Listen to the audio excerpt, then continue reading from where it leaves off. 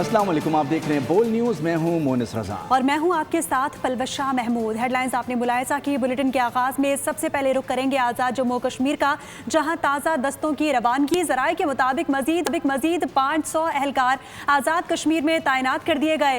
एहलकार आज़ाद कश्मीर में अमन व अमान की सूरत हाल को कंट्रोल में रखने के लिए भिजवाए गए हैं। नाज़रीन को बता रही हैं आज़ाद जम्मू कश्मीर में ताज़ा दस्तों की रवानगी। मजीद जानते हैं नुमाइंदे खुसूसी सलमान आवान से। जी सलमान।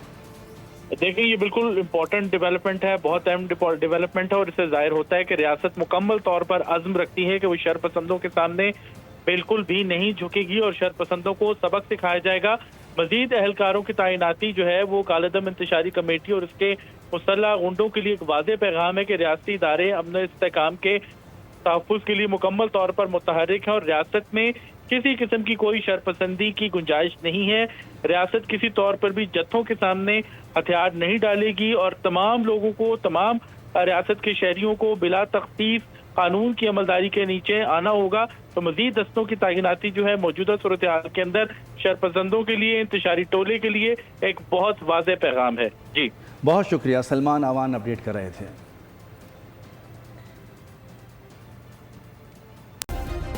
सब्सक्राइब करें और बेल दबाएं ताकि कोई खबर रह न जाए।